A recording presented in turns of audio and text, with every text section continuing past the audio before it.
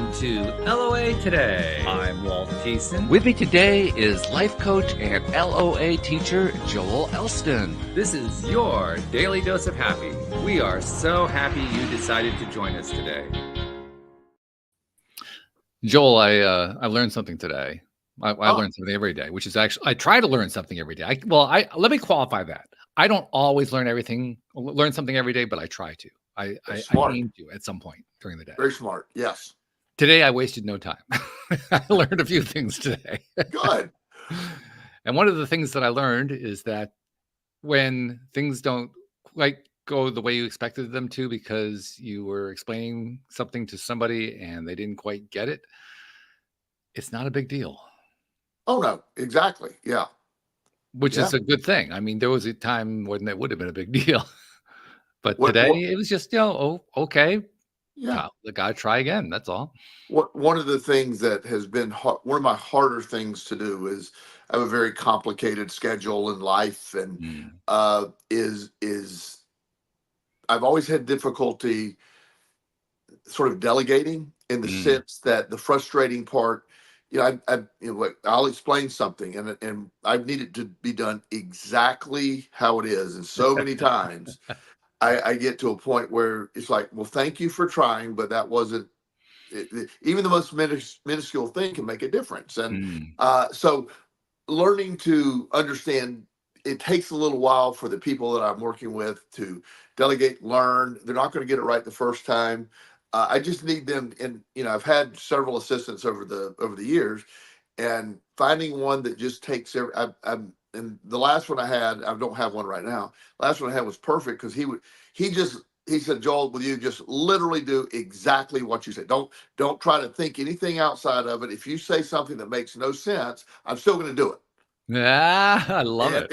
It worked. I mean, an example, I don't know if I ever shared this with you. I was giving a talk at a college here in Richmond, University of Richmond, actually. And so I was going to go to the gym. And from the gym, I was going to go pick up my suit and I was going to put it on and go straight to the talk. So I told my assistant to drop it off at the dry cleaners that is right in front of the gym. See my logic? And I'll be able to just that morning pick it up, put on my suit, go. Perfect efficiency. So I get to the gym and I get a text saying, hey, I actually dropped it off at the one closer to your house since I think that made more sense. Oops. Okay. Let's back this up. And I said, when I give you the name of the place and the address, there's a reason. I do not need you to have a preferred cleaners. I want that cleaners for that reason. Yeah. And it just, that person didn't work out because there was always sort of an assumption or something that is like, okay, they're not going to take it very literally. So I need somebody that can just understand exact step by step and do it exactly that way in the order that I say it. I know that, and I get that. I appreciate the one who was willing and actually demanding that you allow him to do precisely what you told him to do. Yes. In part because that kind of puts the pressure on you. Because that means you have to be precise. And if you mess up, it's on you. It's not on him. Right. Which I wanted to be on me. If there's a mistake, I want it to be on me. But I'll tell people I can either explain the whole process of why I want it done that way or just tell you why I want it done. And then I need you to be able to implement it exactly as I explain it. And it's the reason to have an assistant is to save time. And so, finding somebody that can really understand that, just be literal. And it's okay. And if I mess up, it is totally on me. If you do, I'm never upset even with the guy that messed up, but it makes a more frustrating process. So my point behind all that story is I have a sort of a bias toward, okay, it's so frustrating to delegate to people. It's easier to do it myself. And that's how you get stuck in that circle. Oh yeah. Yeah. And it's very easy to get stuck there. And it's a skill to learn to delegate too. I mean, this is actually part of what the skill is, letting go of that kind of stuff. Yes. Because it's so tempting, right? I mean, it's tempting to just say, okay, I'm just going to try it once. And if it doesn't work, it means that it's not going to work at all. So I'm just going to take it all back. Exactly. It's so easy to do that. Yes, and the right people. Everybody has a different brain. Some people are the guy that was so literal and did such a good job. Uh, he probably isn't very creative. I don't mean that negatively. He's a very, Sure. he's that guy. He's a taskmaster. He's really good at, super organized. Uh, but if you ask him to think outside the box, he's probably not the one to think outside the box. Hmm. And which is no problem, because we Yeah, need all these different pieces and places, And absolutely. he went on to uh, he's working for this law firm as a paralegal now, and he's Oh, that would be thriving. perfect. Yes, perfect job for him. And he just and in fact, I gave him the recommendation of the attorney that he ended up going to, so it's worked out really well. And that Mm. skill set matches there perfectly. So Yeah, yeah, yeah. That's a match right there. That's a it perfect is. match. The other piece to delegation, and I have to admit, I kind of pride myself on how well I've learned to delegate over the years, because like most people, I wasn't really good at it at first. I thought I was. I really did think I was good at it, and then I found out that I really wasn't. I wasn't. It's not that I was bad at it. Don't get me wrong. I from an early age, I was pretty good at it, but I didn't realize what I was hanging on to half the time. I mean, I thought I was delegating everything that I could delegate, and then in hindsight, I would realize, oh, I guess I shouldn't have held on to that part. I didn't realize I was holding on to it. Right. Exactly. Yeah. Yeah. So that, I mean, at least, hey, but that it is a learning process, and Mm. you'll figure it out, and it's good that taking that little extra time to teach somebody the right way or explain the right way, then down the road you'll never have to worry about it again, hopefully, and then that Yeah. way that's good. And the other piece to it, I think, is that when you're teaching somebody like this, regardless almost of to what degree they're willing to do precisely what you literally ask them to do, even regardless of that, to the degree that you can go through this process and recognize that your own contribution to it is going to be just as important as theirs. In fact, in many ways, it's even more important. That alone has given me enough perspective that when the person I'm working with, messes up or doesn't quite get it right, or I didn't explain it well or whatever, it's not a big deal. It would have been a big deal at one point, very, very, when I was very young, when I was, Right. early 20s. It hasn't been a big deal for quite some time, but it's not a big deal at all to me right now. And I am appreciating within the last 5 to 10 years, with all that I've learned about what we've learned about how all the law of attraction works and how spirituality works, energy, all that kind of thing. It's made me, it's given me the ability to appreciate stuff that's not within my normal orbit. Exactly. You know what Yes, I I like mean? that. Yes. Yeah, because that's probably the hardest skill to learn is how do you appreciate the stuff that you don't appreciate? Yeah, or even know about the stuff you don't You appreciate. even know Yeah, about it, yeah, right? yeah. Yes. Yeah. So when I'm able to take this kind of experience, this experience tied to delegation, and apply it to what I'm trying to learn over there, that's pretty cool. I mean, it almost feels like I found the easy curve or something. Yes, You know what I yes, mean? I do. Yeah. It is a once you get it that way, it is a really sort of a shortcut or whatever you want. It's very good. It really helps. Yeah. And well, for instance, I applied it with the gardening business Yes. that I took over from Louise and bought her out on, because she did what most people do when she was running the business. She was trying to wear all the hats, burned herself out in the process. And when I eventually, I kind of had to take it over a little bit at a time. But when I finally got enough control of it that I could do it, I was literally trying to delegate everything. And even to this day, my goal is to delegate everything. And I can't say I've 100% succeeded, because I still have to do some work Right. that I'm thinking, well, first of all, I have to do some work on letting go of it. And second of all, hey, well, I also have to do the work. I mean, this is not a good thing. Wait a minute, the whole idea is to delegate this stuff. Exactly. Yeah. But it takes practice. I mean, especially if it's something like some of the stuff that I have not let go of. I've not let go of payroll. Yeah. I think you can kind of understand why I don't want to let go of payroll. It's like the hardest one to let go of. There's Well, a lot of trust that goes into that I one. was about to say that one, especially for a small business, you need to probably, I need to have some kind of direct hand on it for sure. yes, yeah. I have several stories of people that small businesses let somebody handle payroll, and it's too late before you realize a lot's been siphoned off. So That's right. yeah, Yeah. So there's that piece. And plus, I mean, it's not like I'm running a business where everybody's on salaries. So it's not like I'm paying them the same amount every time. So Right. there's a whole calculation thing that goes into it. And there's a mileage thing that's being calculated. And there's a whole bunch of little calculations like that I just don't feel confident to hand off to somebody just yet. Right. You'll get there, but you're right. Eventually. I Yeah. hope sooner rather than later. Yeah. And yet, even with the stuff that I have let go of, I mean, I remember back in the day, Louise was working like 80-hour weeks, and I've taken that and I've got it down to about a 10-hour week. So you can delegate a lot, even if you don't have it all done, even if you don't have it all figured out. Yes. And I'm reaping the rewards of that. I like that. Yes. I'm actually able to relax. I can feel confident. Like, and by the way, we're having a good season too, so it makes it even better. That's fantastic. That's Yeah. great. Yeah. So when it all starts to come together, you start to realize, well, okay, this delegation stuff really does pay off. It does, even though it's not comfortable to do. Well, and most things that are good require some discomfort to get there.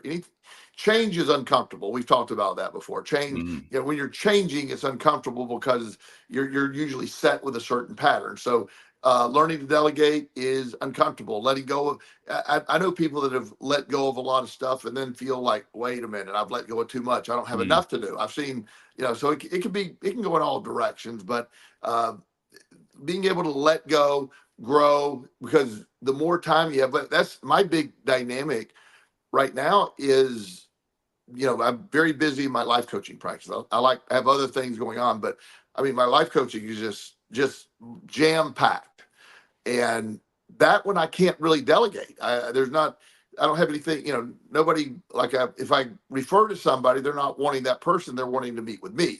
So and the question I would raise is, do you want to delegate that? No, I don't. That's the point. Yeah.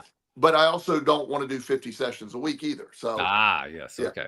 So somewhere along the way, there's, there is that. And so I'm working on managing that. One of the hardest things for me is when something outside of coaching comes up. Like one of my clients is NFL player, and he's working on getting the NFL disability. He had some pretty rough brain trauma.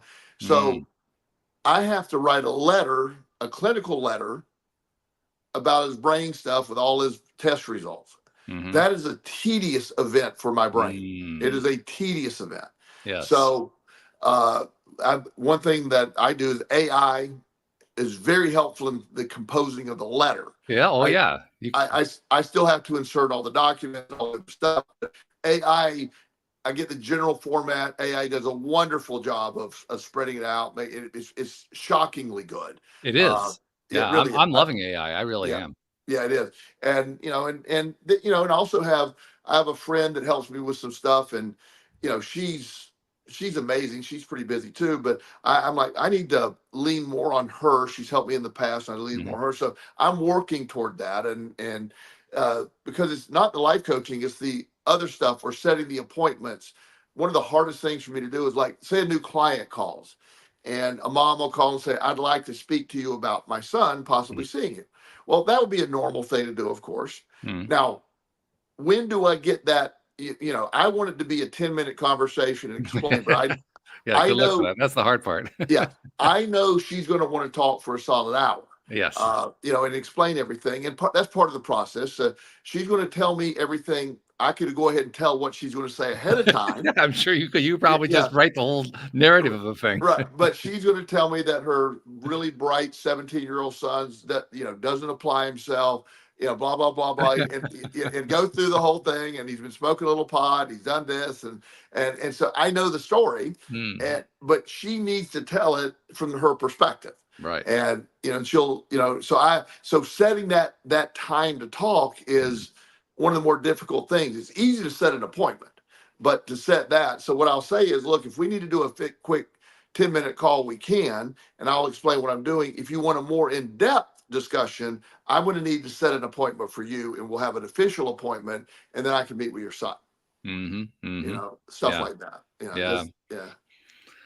That's the challenging part, because there's, I guess it's one of the reasons why I wanted to talk about positivity today, because when we're dealing with, I mean, we like with the delegation thing, I was quickly able to delegate like 80% of the gardening business. I Right. was able to do that pretty quickly. The last 20% has been the part that I had to work through one small piece at a time, and it wears you down. It can wear you down pretty bad while you're trying to do it. That's where the positivity piece becomes so important, because that's when we're least likely to want to be positive. That's when we're least likely to respond well. And that's when the biggest challenges happen. So when I'm thinking about positivity, what I'm really thinking about is, okay, where do I go? What do I do? How do I change? What do I focus on in order to feel positive in situations where I really don't feel positive? Right. Well, and that becomes the challenge, because the positive, the positive perspective, or the reframing everything to positive, Mm, it takes a few steps. And mm, particularly when you're dealing with a lot of stuff and historical stuff. If you have something that's the same problem over and over again, finding a way to be positive about it is really difficult. mm. It's if you have a lifetime of being negative about something, then, I need to show more positivity to it. It's a really hard shift. Hell And yeah. so, the step-by-step process of I use the example all the time. This sounds very cliche, but back when I was in the middle of all my chaos and everything, the worst day of the week for me was Monday. It was brutal. It was Monday. Nobody knew in the office that I'd stolen a fortune from the bank or from my business. And the weekend was sort of the only 2 days I could breathe. You're not going to Mm. get caught during that. Ah, So yes. Monday would roll along, and Sunday night I'd be laying in bed, and I was just on the edge of a panic attack every Sunday night. No telling what's going to happen. This is a true story. I show up to work one Monday morning in the middle of my gambling addiction. Mm. I had uh, a bookie that was sitting in the parking lot that I owed $5,000 to, Oh my. and he was. I saw him and I went in the back door. Uh, I actually had some work to do, but I didn't have time to do the work because I was dealing with all the chaos, all the Right. people I'd borrowed money from, plus I'd written a $5,000 bad check. That I need to get covered by stealing money from my dad's company to put into the bank, and all that needed to take place by noon. And then you'd have lunch. And they'll have one. So that was a really hard concept to put a positive spin on. And Yeah. yeah, Yeah. and so Not being to mention that it would be almost impossible to delegate it, but we'll leave yeah, that off for a moment. yeah. There's no delegating that, and so the idea that I had to walk through that, and that was what I just used to call Monday. That was a sort of a snapshot of Monday, and So let me get this straight. You had a bookie sitting in your parking lot every Monday? I mean, that would be terrifying. Monday or Tuesday usually, and yeah.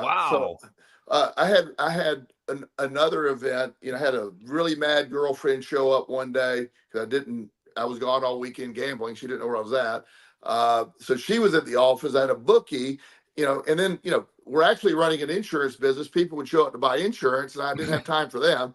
And so I was really frustrated one Monday morning, and so the bookie comes in. I'm seeing a client, or a potential client, trying to sell them insurance. The girlfriend had left mad, and so the bookie goes and says, "I need to see Joel," and he's a rough looking guy. So she came back and she said, "There's some gentleman here to see you, Hmm. and he won't tell me what it's about." And so I'm on the edge of just a nervous breakdown. I got all this Mhm. going on. So the last thing I need, so the guy comes in and he's like, "You need to give me money." I said, "Tell you what," I said, "What are you going to do? You're going to kill me? You would solve so many problems right now if you just do that." And I said, "I don't have the money. I won't have the money for a while. What are you going to do?" And I just went off of this guy, and what is he going to do? I don't Nothing. know. Nothing. He can't. I mean, it's Well, right it there in the depends on how middle. much muscle he's got, I guess, but Yeah, but in the middle of an office, you don't want to spend you got other people to see that day. You don't want to be in jail that day. So true. True. I mean, so and I'm not saying he wouldn't do something later, but Mm. I said, "Look," I said, "at this point, I just don't care. Everything's falling apart. So you go ahead and do what you got to do." Hmm. And he just got up and left. He's like, "I don't, what are we gonna do with that?" And but you get so out there, and that's an extreme example in the middle of Oh a yeah. bad gambling addiction. But my whole point of the story is I was conditioned to hate Mondays for so long. Mm. Mondays scared me. it just, so even after all that ended and I got in recovery, and that's been, my goodness, that's been 30 years ago since any of that stuff's happened. But yet it took me a long time because I would get nervous on Sunday nights, Mm. just out of the habit of Monday being scary. And then one day I woke up and I go, Monday has become one of my favorite days of the week. It's the most exciting. I look forward to work. I've reframed what Monday means to me, and but that didn't happen easily. That took years to sort of undo that programming. So when you have that internal dialogue or that programming that something's a certain way and you want to reframe it or change it, that change is an instant. It doesn't happen overnight. You have to allow that subconscious programming to catch up. Do you recall when you first realized you wanted to change that programming? Do you recall that conversation with yourself at all? You may Yes. not. It was probably about, I don't know, 7 years in recovery. My life was going pretty well. I was living in South Carolina where, I'd owned a treatment center, and I was in the process of adopting my first child, TJ. Mhm. And I remember going to bed on a Sunday night, and I'm thinking, I had this little anxiety. I said, "Oh, Monday tomorrow." And I go, "What is that about? What is, Mhm. I mean, tomorrow is sort of exciting. We got 2 new clients coming in. I'm going to meet with this team about possibly adopting TJ or foster caring TJ at the time, Mhm. and all that stuff. And I just sat there and said, why am I nervous?" And it just dawned on me that this is historical programming. I Yeah. hate Monday. So what I did, like I do with most other things, I decided I love Mondays, and Mhm. now I didn't believe it at first, but I Mm. got up and the next morning I said, "Look, I'm excited about this." As every day, my first stop is always the gym, as you know, Mhm. and I'll go knock out a big workout. That was a great workout, and I kept just reinforcing Monday as the positive day. And sure enough, Mondays eventually became it's my favorite day of the week now, Mhm. Which is always. fabulous. Yeah, Yeah. you successfully reprogrammed it. Yes. I think it's really fascinating that, the way that you describe how it's a transition. I mean, it's obviously we're telling a story here on a podcast, so you gotta tell it fairly quickly because that's the Yeah. way it works on a podcast. But you can tell from the way you were describing it, that process, you knew what it was. You had enough knowledge about how the human mind and the subconscious mind work and so forth to recognize that there was a subconscious pattern that had been going Hmm. on there. The part that is fascinating to me, though, is that it took that many years for you to notice it, because it's not Yes. like you had just gotten that training right then. You had that training for a number of years. It took a while to notice it. That's always been very fascinating to me, that we take so long. It's like it's almost like we don't want to know, and yet we do. Well, but there's a narrative that in how one of the questions I ask people is how many things that you believe are true that are not true. Mm. When most people in the beginning go, I don't know what you're talking about. When I give examples, like Mhm. here's a good example. There's this gentleman I know. He's a doctor, Mhm. and when he had a very difficult childhood. Mhm. Um, when he was 5 years old, he came home. And he was very excited about a drawing of a horse he drew. Mm. Very excited. Teacher Mhm. wrote, "Beautiful." Oh, yeah. So he came home. He was so excited. Well, his mom was there when he got home, and she had a friend over, and they were drinking wine. Mm. So he comes home, "Mom, look, the teacher says it's beautiful." Well, they begin to mock him No. Yeah. about how comical the horse was that he would have tipped over, and just made fun of him. And Mhm. he remembers running to his room, tearing up the drawing, and go, "I'll never draw. I'm a terrible, never draw again." Wow. And Wow. so he puts that to bed. Obviously, he's a very bright guy. He sort of forgot that, but he had a narrative his entire life Mm. that he was a bad artist, terrible, and that stuck with him. So he did the normal doctor thing. He got married right out of medical school, and then that person, after they had their 2 kids, then he's like, okay, then they get divorced, which is pretty Mm. standard, and then he meets this lady who is, of all things, an artist that owns a little gallery, Oh and my. down in Charlotte, and so she used to have these like date nights for people where they come and, as a team, they would paint and drink wine if they wanted to, but it's a really Mhm. cool idea. Mhm. And so she said, "Look, we're doing that. I want you to invite you to that. We'll do some painting here." "No, no, no, I'm terrible. I'm terrible." And he Mm, didn't even remember the program. He just said, she goes, how do you know that? And he goes, I just know I'm terrible at it. It's mm, ungodly. And it is something that he just held to. And he didn't even understand why he was so adamant but he right. remembers telling her, I really almost got in a fight over it. And she said, look, you can't be a bad artist. You can't. Everything is interpretation. It's more of the going through the routine is what the therapeutic value is. So because he's, dating this woman there, so eventually he gives in and they start painting. And she's like, oh my gosh, you're like, I was expecting you to be terrible, what everything you said, but you're actually really good. And now he's a surgeon, so he's good with his hands. But Oh yeah. yeah, and so he started. So she's like, and people. At first, he thought she was just saying that, but like multiple people commented, Mm, and one lady said, "I just want your painting. I'd pay for it." He goes, I don't. I'll give it to you, and so that started a trend where he loved to paint. So he started yeah. painting and painting and painting. And he actually, went from not believing he's a good painter to getting to showing at a pretty big fancy art gallery in Raleigh, Wow. his own showing.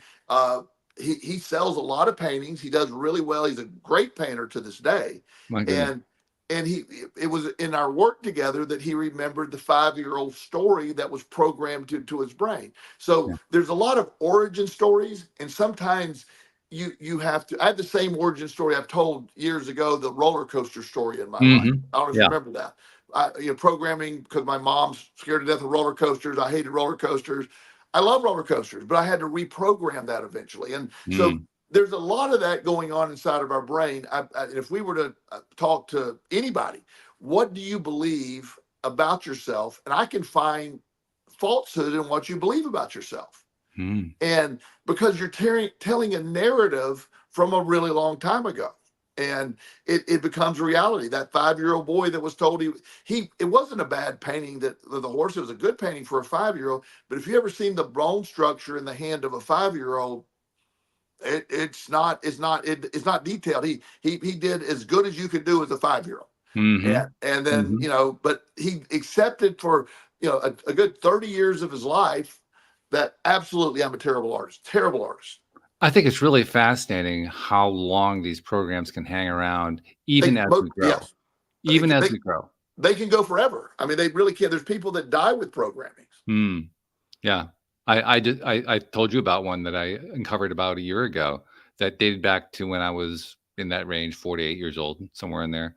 And when I first came up with it, I knew that the general field, the general theme of it had been around for a long time. It was something that was deep in my family. I'd gone on quite a bit. But the one particular example of it was unique to me. It was something that nobody else really could have ever experienced. It could only be me who would experience it. And I'd completely forgotten about it. Mm, And it had affected me for most of my life. But it took until I was in my 60s to even notice it. That's the part that's really yeah. fascinating to me. Yes. Even though Yeah. I'd been doing work on it, even though I had found ways to improve on it, it took that long to notice that particular event that had happened quite a few times. And I kind of blanked it. Well, usually those events are sort of they're stored in a portion of the brain that we don't have direct access to. But Mm, so sort of some neuroscience here. When something happens, use this, my friend who was 5 years old. So that event, his mom making fun of him, that mini trauma, whatever you want to call that, that was stored.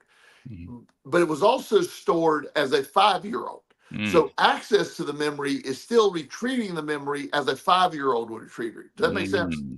Okay. So so what Meaning happens that is the associations are different at age it, 5 it than they are as an so adult. a lot of times you can't identify it because the associate you hit my words on that. The associations are different. So it doesn't make a lot of sense. But Mm, the 5-year-old brain, that a trauma to a child is stored at the age that it happens, or an adult, so your perspective of life and what's going on and how you feel, that's why sexual abuse victims have such bizarre traumatic memories, and the way that happens, and it's very right. devastating Okay. that it's stored as a child, and it doesn't make sense to a child. So a Yes. child's trying to figure all this out, and they have to frame it however they frame it, and then when it comes back later, they experience it through the emotional events or the addiction that manifests or whatever a coping mechanism, but they can never get to it until they're able to look for it as a 5-year-old or a 7-year-old or a 10-year-old.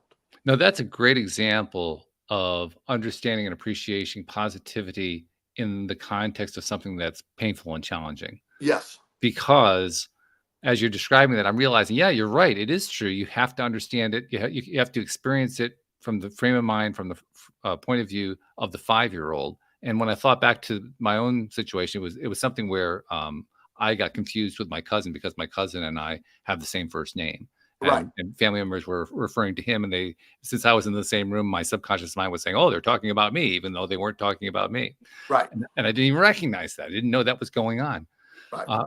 But it's fascinating that it requires remembering what you thought about, what you felt, what you smelled, what you experienced, what you tasted, what all the stuff that was part of your experience then in order to pull it up. And that's exactly what I did. When I finally made the connection, all of a sudden I had a flood of memory of, we were at family dinners and there were the conversations going on, and I could even see the different adults sitting in their chairs, and I was one of the kids sitting on the floor.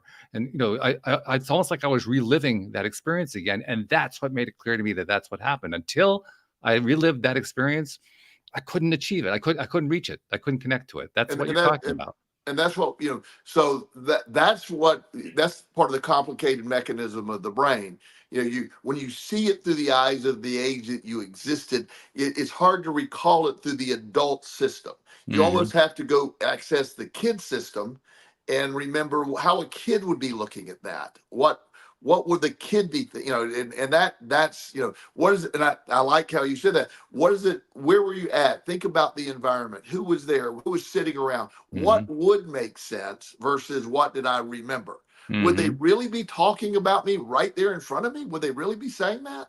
And, looking back, probably not. They wouldn't be doing that. And the other guy had the same name. So yeah, it makes sense.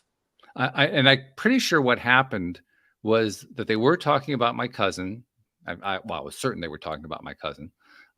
They weren't talking about me. My cousin wasn't even there, so I was the one who was receiving what they were talking about. Right. And I think my mom actually did recognize the potential for this. Right. Because I kind of recall her turning to me at one point and saying, "We're not talking about you. You know that."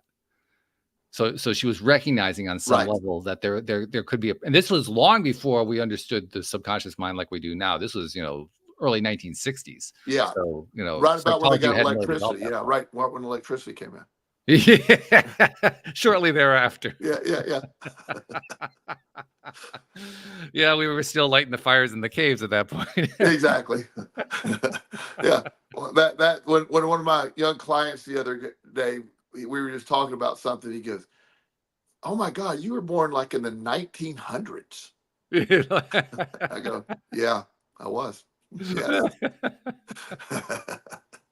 I've actually thought about that. I imagine, I have no idea. None of us know how long we're going to live, right? But I imagine what happens if I live a really long time? What if I live an exceptionally long time? Can I actually get to the point where living in the 1900s is so rare that people can't even believe that it actually could have happened? Oh yeah. Every now and then you'll see someone, I saw today President Jimmy Carter, I think, turned 100 today. Yeah, that's right. Yeah. So he in 2000, I'm sorry, in 100 years ago. So the idea he was born 100 years ago, it doesn't even seem, like, oh my gosh, that was so long ago. That was pre-World War II. That was, I mean, that's all. You think about all the stuff he witnessed in his life. So yeah. It does. And, like kids now, it's hard when you think about it. If you're born in 2000, you're 24. I mean, that's mind-boggling. You think about that because and we have a sort of a bias toward time. When I say 20 years ago, obviously I can count, so I'm not saying that I don't understand that when it was, but the feeling that 20 years ago was sort of like 1980. Yeah. It does. You know what I mean? It Maybe does. 1990, but it's like 20 years ago is not. It's hard to think. oh my gosh, that was a long time ago, I can actually appreciate my uncle. I think I told you I have an uncle who is currently 108 years old, Wow. born in 1916. So he's mentioned World War I. He was born in the middle of the war. Right.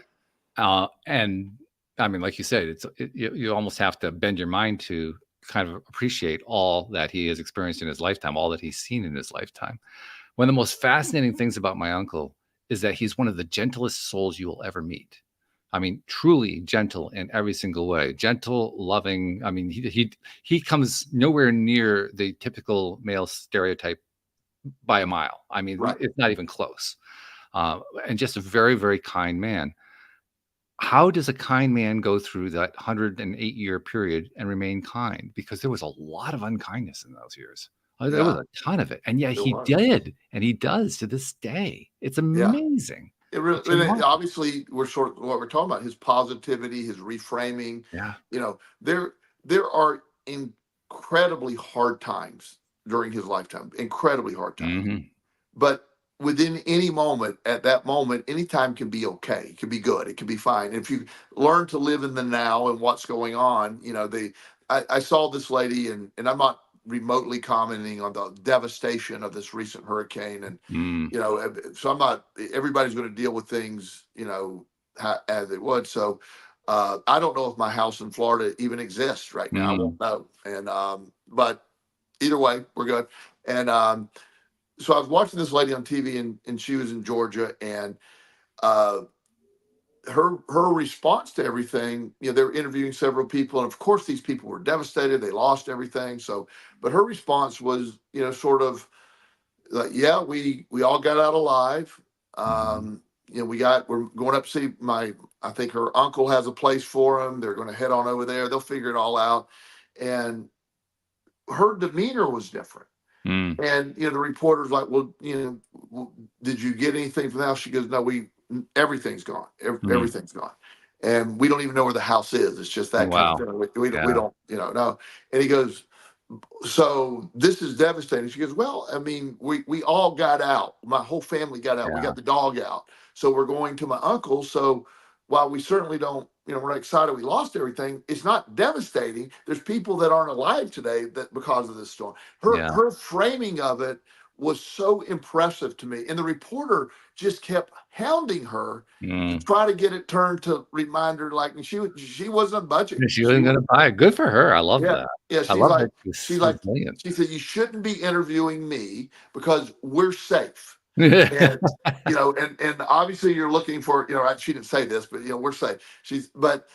You should be interviewing. There's people that aren't here. We need to help those people find. She said, I can't be of help here, so we're just going to go to my uncle and we'll figure all of this out. Mm. It's not a big deal. As long as we're all alive, it's not a big deal. And I just said, oh my gosh, that's my favorite story of this whole thing. Now, that's not minimalizing what Sure. everybody's gone through. And everybody, it's devastating to lose everything. Sure, of course. Yeah. But nevertheless, I love that attitude. Yeah. That's a wonderful attitude. That's truly not just the attitude of positivity, it's the attitude of really living. Yes. Yes. And, sort of like me with my house down there. There's two options. It's there or it's not. Well, there's three options. It's there and really messed up. It's there and there's nothing wrong with it, which is unlikely, or it's gone. Mm. And I want to be good with all three. Either one. Mhm. It's Mhm. I will move on from that. I'll still have a piece of land there. I'll rebuild it. It's likely just flooded on the bottom floor, likely. Sure. Mhm. But again, I won't know, and they can't get on the island yet to see it, so it's okay.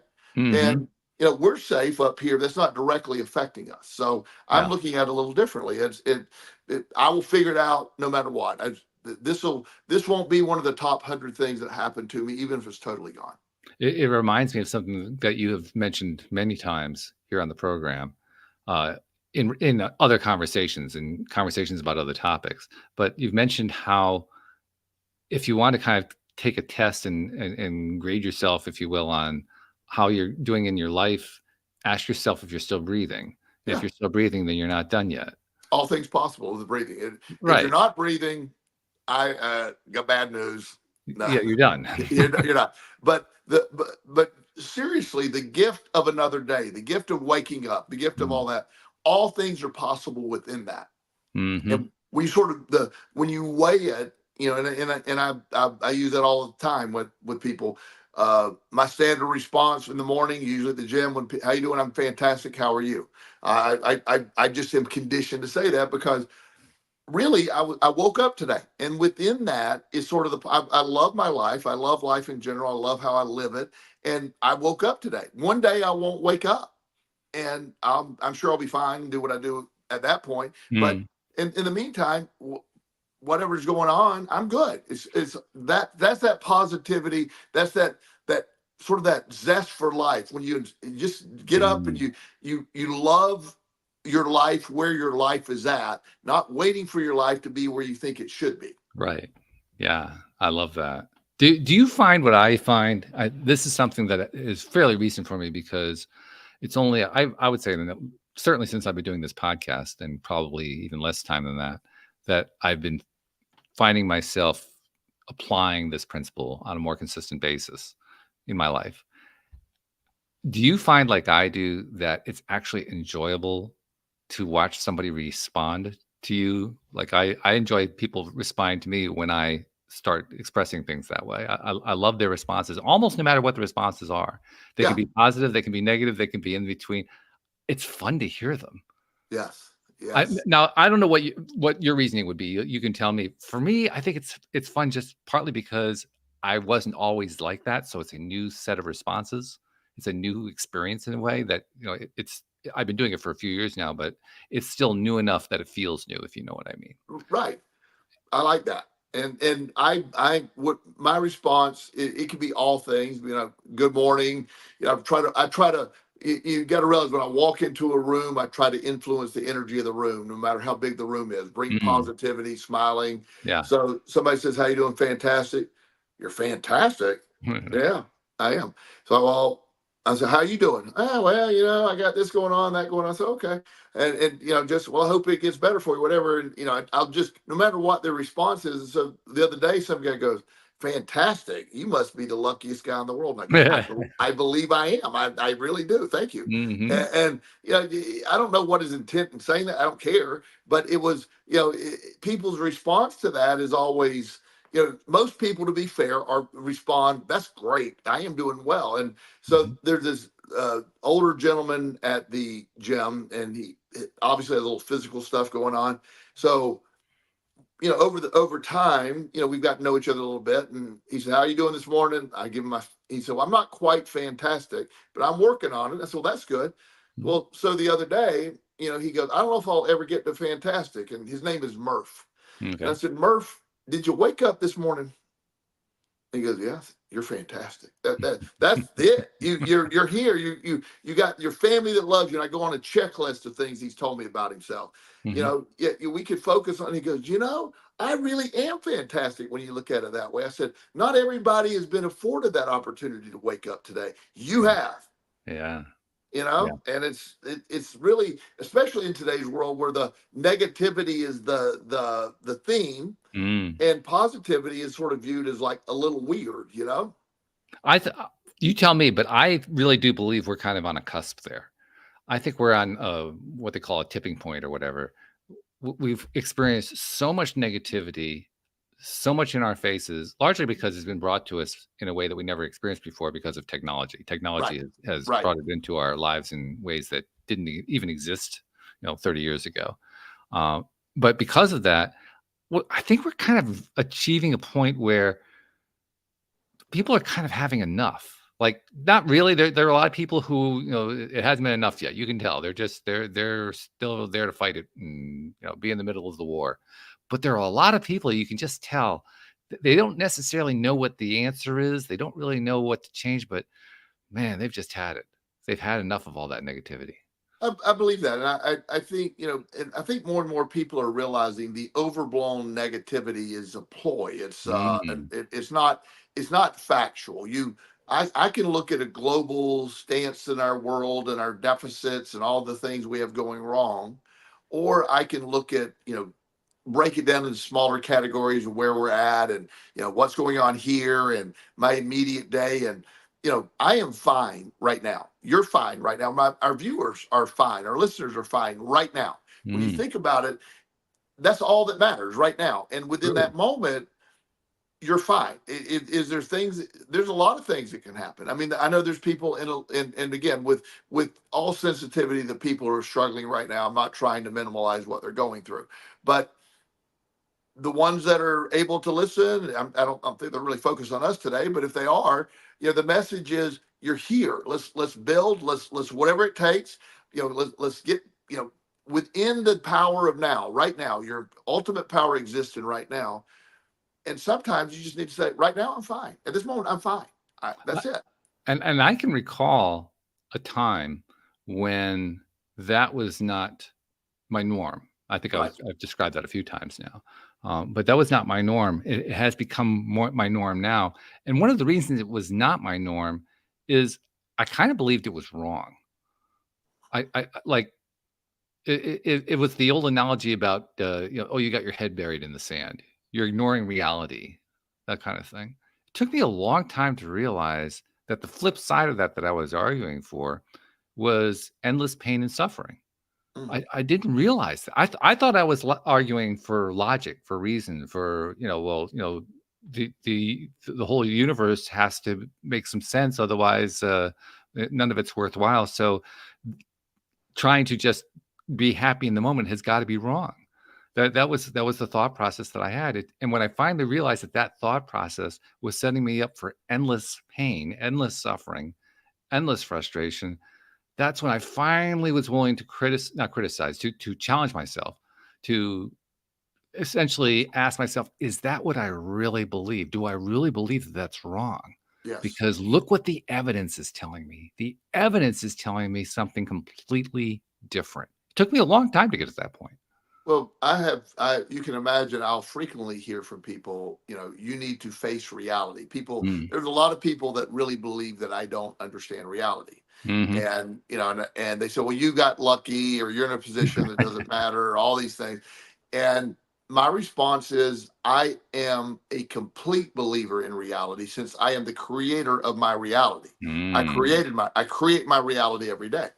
And the people I love, the people I choose to hang out with, have the career that most people would dream of having. I'm not saying this arrogantly. I'm really good at what I do. I Mm. love it. I'm passionate about it. I love my clients. I'm living that reality. I'm in incredible health for my age. For anybody's age, I'm very strong. Sure. I go through the checklist of stuff. Yeah, or I could focus on every. And there's been a lot that went wrong, as you know. Hmm. But I'm looking at, I survived everything life threw at me, and I remind myself of that every single day. So those are that's my reality. And and they said, well, what's going on with, in the wars and this and that and the other. I go, they're not part of my reality. Are they existing? Yes, I'm aware they exist, but my day-to-day functioning are not affected by that. It's just, Mm. it's not my reality today. If there's anything I could do about that, I would certainly take effort to do that. Since there's nothing I can do about it, it doesn't require my attention. I can't fix that. Do you think there was anything particular that changed that, other than the fact that I'm also almost dismissing it, and this is not something to dismiss, other than the fact that you went through all that hell when you were in your 20s? Do you think there Right. was something particular that made you decide to change that mindset? Because I'm sure you weren't in that mindset before. No. But it is the discovery of the law of attraction that really Oh, okay. started changing. That's the, actually, Dr. Joe Dispenza, with his, he has a statement that says, your personality is your personal reality. Mm. And when he introduced the concept to me years ago, that you get to choose your reality by Hmm. what you focus on. Do you get to look at the abundance? Do you get to look at the deficits? Do you get to look at your Hmm. safety, or you get to look at your danger? And where you put your focus and attention is where that goes. And a lot of Right. people, there is no value to watching the news and being fearful about all the stuff that's going on. There is No. no value to that. There is no value to worrying about which presidential candidate is going to win. It's one of them will win, maybe. I don't know, possibly. We'll see. But I actually maintain the position that nobody wins, but I get your point. yeah, Yeah. yeah. But if either one wins, as I've said many times, and this really upsets some people, I'm going to be even better after Mm, the next there hasn't been a president that I have lived under that I'm not better off on the other side. Not mm, because of them, but right. because of me. Yeah. Yeah. That actually taps into something that is known to be true within the world of politics, but for some reason doesn't actually make it into the quote real world where the average person lives, which is that the government has very little actual impact on the global economy, let alone individual economies.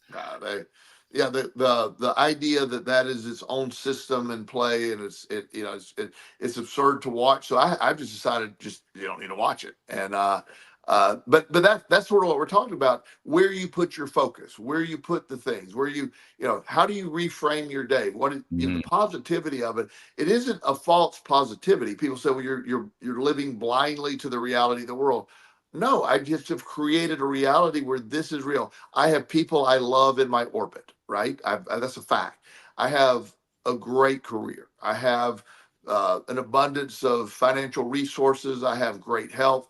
There's nothing to be disputed there. All that's real. hmm That's my reality. And at some point, this reality, this physical body will come to an end. hmm And I have a belief system that I will probably come back in another form or something, but that's not, that's a guess. But I certainly don't think my energy ends here, whatever happens. But nonetheless, even if it does, I have a great reality. It doesn't, hmm it doesn't change I anything. totally buy into that. Yeah. Yeah. I think probably the biggest piece for me, I don't know. I kind of feel like this is probably the biggest piece for everybody, but I may be wrong. It's so easy to project, right? It's so easy to have our own experiences and believe that other people are going through them. But this is one where I really feel like it is. I I know that most people did not have the challenge that I had, believing that I could control my own reality because I did have Right. a big challenge with that. Right. But I think on some level, most people still have it to some degree. They still have that challenge to some degree. Maybe the best way to describe it is on one level, maybe abstractly, they know that they can control their own reality. But I get the feeling deep down that people don't really believe it.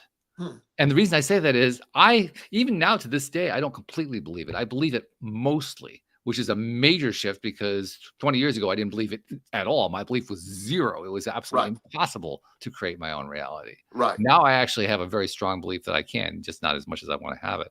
Yeah. But I honestly get the feeling that people don't really believe it, even the ones Well, who say that they do. Well, a lot of people don't believe it because they haven't really practiced it or understood it or even understand what Mm, that means. fair You know, point. if you have a false narrative of like if I ask you what happiness is, and you have a definition of happiness that includes certain things that you don't have, so you have you already have a protocol in Mm, your brain that says mhm. I lack happiness because this is missing. So Um, therefore, I can't be happy. Right. And so that's where, like people that believe I will be happy when I find the right man or woman. I Hmm will be happy when I have X amount of dollars. I will be hmm happy when this happens. So right off the bat, you're doubting your own ability to control your own happiness, which is part of controlling your own reality. Right. And so I can never be happy if the right person isn't in my life. Mhm. When in reality, when you are happy and living fulfilled, you will attract the right person that matches that happiness. And it's a hard thing to believe, but it really is how it works. I know that for myself, part of what I do in order to kind of build that happiness, not happiness, but to build that belief system is I don't try to go for it all at once. Yes. I try to believe a little bit more, a little bit more extensively, I think is probably the better way to say it. I like today, I'm going to believe something that I didn't quite believe yesterday, but I'm going to believe it a little bit more today. If Yes. that makes any sense. And in the process of doing that, that way I don't have to reach for happiness all at once. I don't even have to define happiness yet Right. because it's just too far out there. But what I can define is better or worse. Like I can feel a little bit better. I mean, Yes. I've been doing these positivity sessions with this team that I'm putting together, daily positivity sessions, and we always ask each other, before we get started, how are we feeling? Well, I feel like 5 on a scale of 10, and by the end of it, we're like 7 on a scale of a 10. So it's that kind of a thing, Right. and it's always an increase every time. It's an improvement. So I'm getting the feedback, and they're getting the feedback too, that every time that we focus on feeling better, we feel better. But more importantly, we also get the feedback that says, I really can feel better. Yes. That actually is possible. It isn't just fly by night. It isn't just some sort of will o' the wisp or whatever. It's reality. And when we start thinking about it and feeling about it as if it were reality, that's when it becomes real. When you accept, you know, the bigger, this is a much deeper question than we have in the little bit of time we have left. Yeah, But all 5 minutes, right? yeah, 5 minutes. Yeah, but the reality of, what is the purpose of us being here, and Mm, that's going to matter to different people. You're going to get different answers, but mm. I can eliminate one of them. Is not to be miserable. You're not here to A be safe one, right? miserable and bitching and moaning about your life. That's not why you're here. We'll take that one off the board. Okay. Fair But enough. yet so many people, that's their default. And Mm, because they're complaining about not being happy, which is the process that's making them unhappy. The inability to identify what you do have and what's going right for you is what creates the feeling of lack.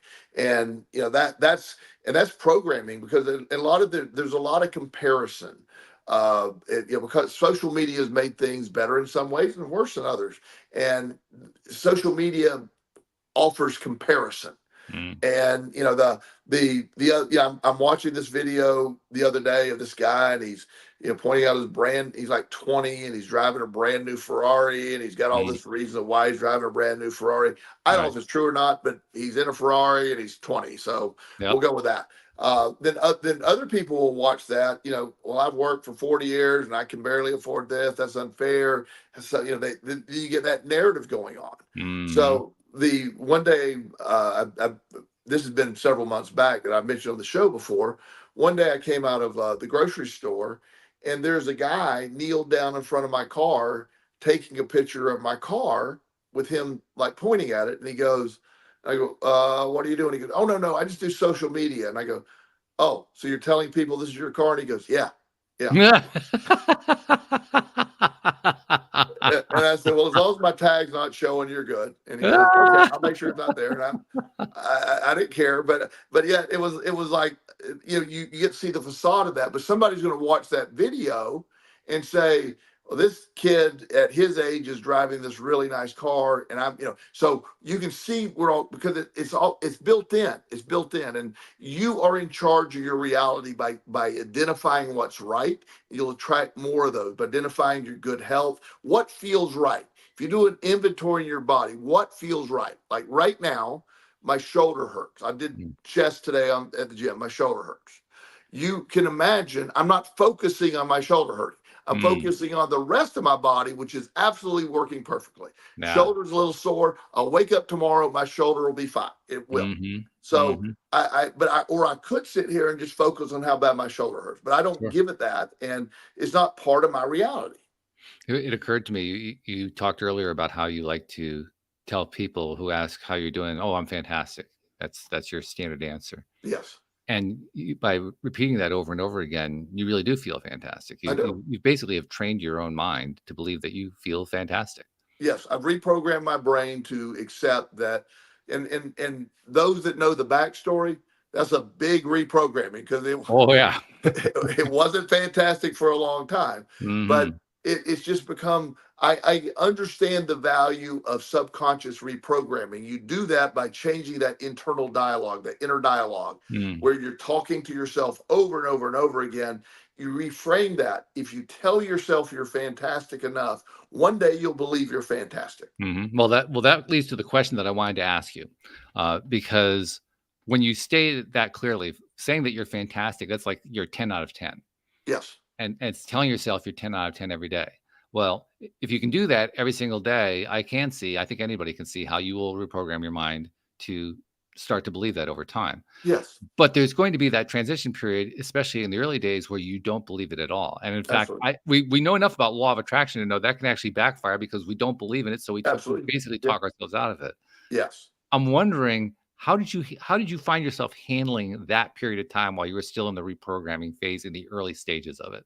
Well, there would be this up and down. There would be this, I believe it for a minute, and then I say, oh no, this isn't true. I'm a Mm-hmm. convicted felon. I can't even vote. I'll never have a good job. You know what I mean? Mm-hmm. You know, all these other things. You have that narrative out there. I've Right. lost so much. How will I ever recover? I lost my entire 20s is something I used to think about. You know, Mm-hmm. and that became my reality. So the idea that of reframing it to fantastic is that's a gigantic leap as well. So for me, and this is strictly for me, it was I would say it, I would maybe believe it to some degree, Mm. you know, and then in some days I would even have a dialogue like if I told somebody I'm fantastic, I might go, well, I'm not fantastic, but I'm not in jail. I'm not Yeah. sleeping in a flower bed. I'm not eating in a trash can. I'm not Mm. getting my head beat in with a 2x4. All of those things have happened.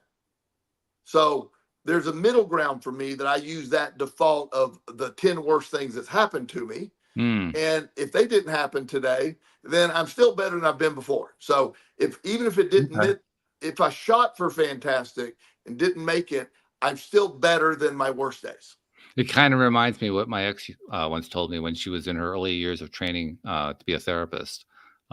She went to a conference and absolutely adored the guy who was leading the conference, the workshop. And at the end of, like, I guess it was during the break. There was a break, and during the break, she comes up to him and says, I just wanted to let you know, I think you're amazing." And he was working on the whole positivity concept as one of the topics he was talking about. He says, "Well, if I'm amazing, what does that make you?" And she thought for a second, and she came up with the best save ever. She says, "Well, I'm amazing in training." I love that. Yeah. And that's the point. We're all amazing in training. We're all fantastic in training if Yeah. you allow yourself to be. Again, Mm. there's this thing going on in our brain. There's a real challenge, and this is affecting, you know, like you're saying, I hope we're at a turning point.